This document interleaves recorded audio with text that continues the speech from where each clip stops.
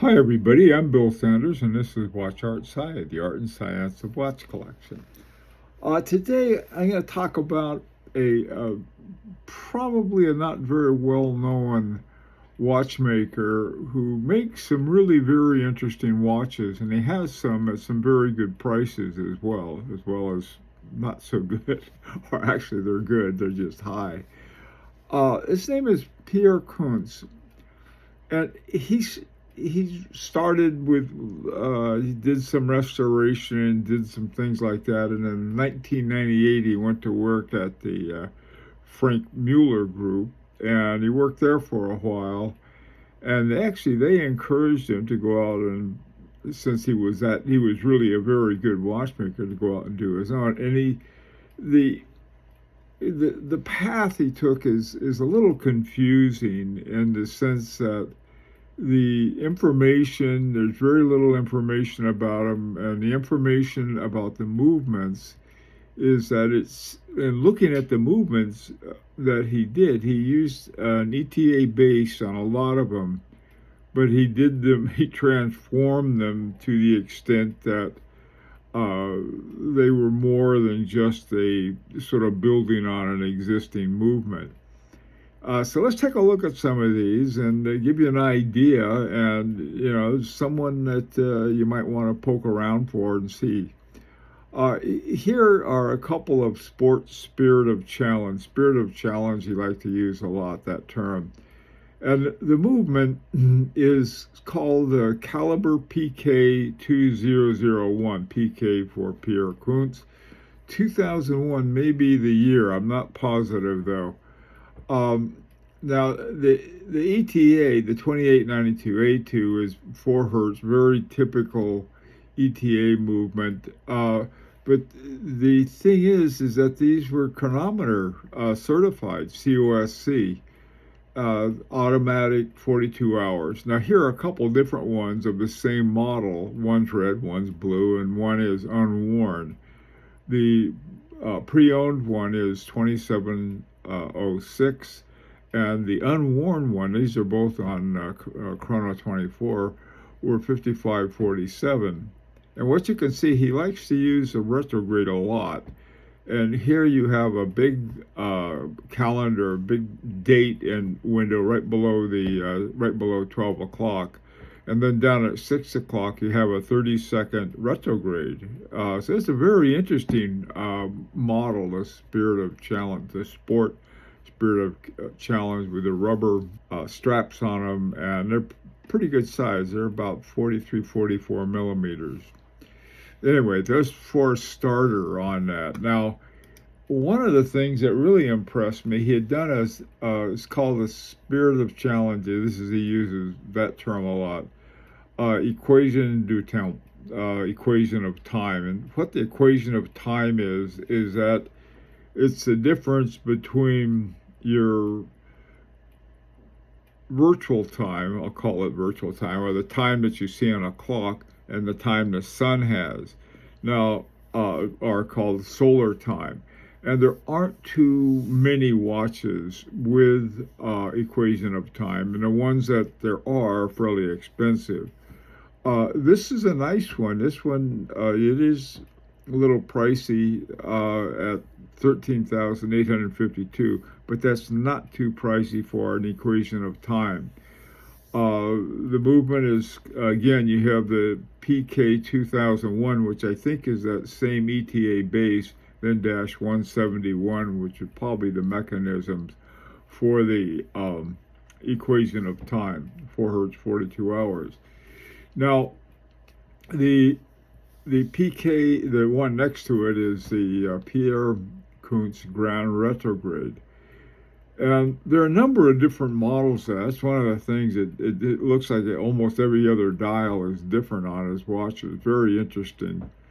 And this particular one is from 5950. That was the lowest price I could find on this particular model. It's not this one. It's not the one that I have shown there. That one was a little more expensive, I think around 7,000 or 8,000. But what this uses, this apparently 70 hours. It's in the movement called the PK 2103, 2393. I'm not sure what's in that.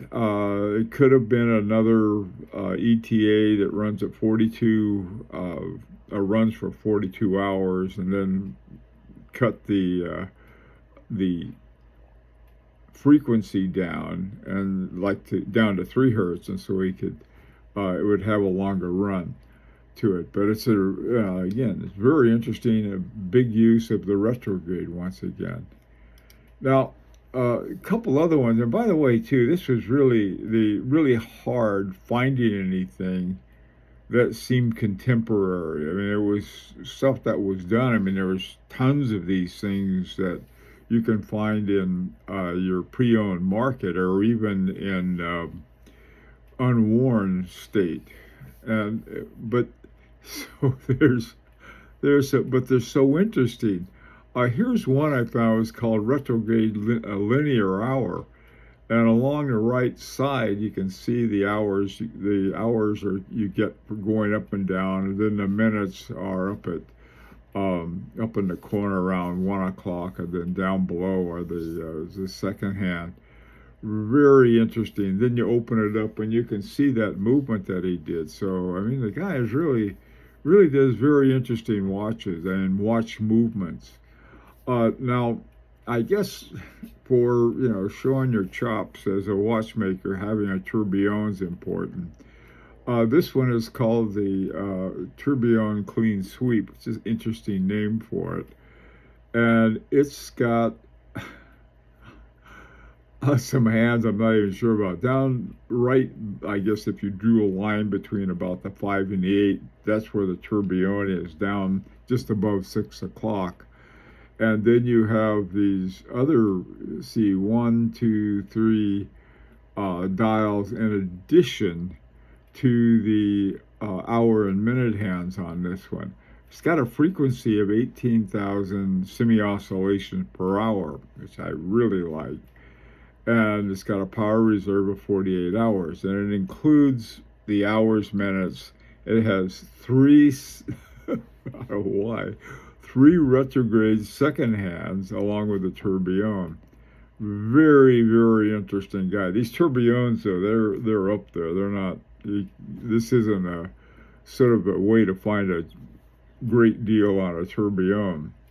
Now, this final one I want to show. This again. This is sort of the movement that he has. Is that he has this watch called the Cupidon watch.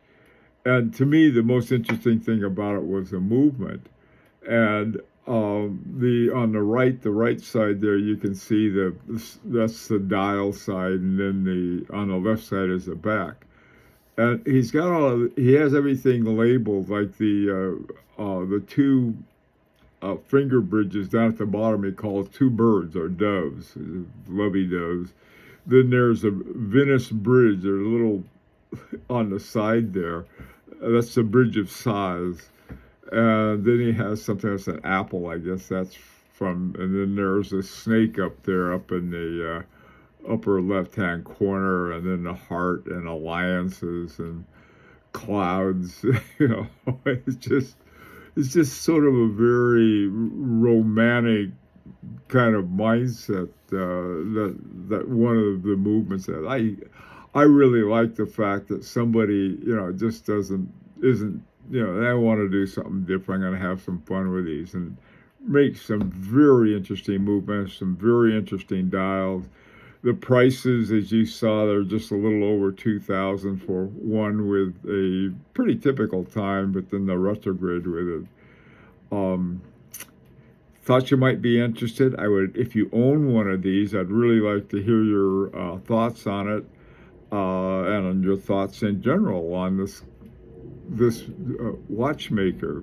Let me know. It's an opportunity to subscribe if you like. Until next time, this is Bill Sanders for Watch Art Sci, the art and science of watch collection.